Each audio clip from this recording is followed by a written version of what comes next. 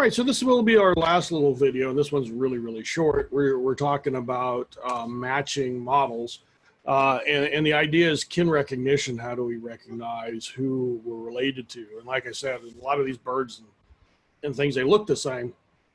And so I've got a couple of examples for matching models. One is I got a video up on this on penguins.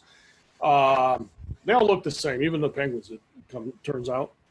And so instead of, and birds don't necessarily have a great sense of smell. So what they're using is vocal cues.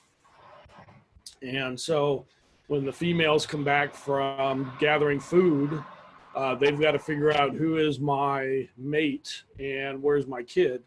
And what she will do is call, and then the male will respond. And so that is how they know. And so watch the video. It's a couple minutes, and it shows that really well.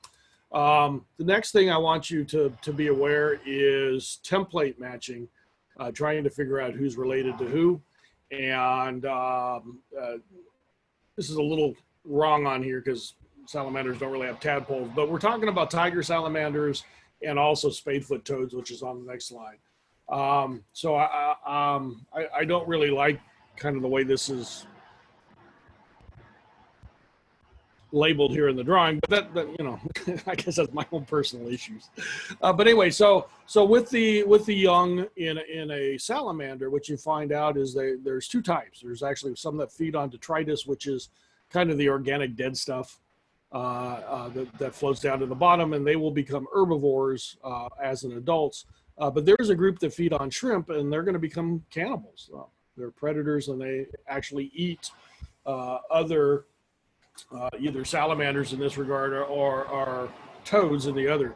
And so what they think they're doing, at least the salamanders, are using a visual and chemical cues to tell each other apart. And what we find out is the salamanders that are cannibals tend to try to stay away from who they're related to. They hang in groups that are non-kin as far as they can tell. The spadefoot toad, they believe that they're picking up this on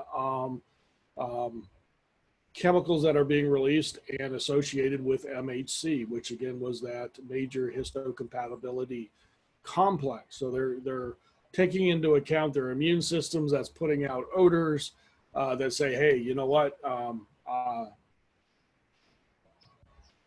These guys are related to me, and I need to stay away from them so I don't accidentally eat them. And what they did is, if you see in the graph over on the bottom, what you can see is up on top, it's normal on how they kind of hang, you know, what's the relatedness with the group they're in. And then on the bottom, what they found is that if they starved them for 48 hours is kind of that magic number.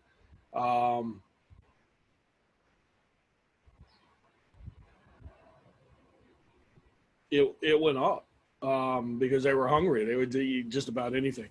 But once they went back to the normal 24-hour feeding, they dropped back to pretty close to what was normal.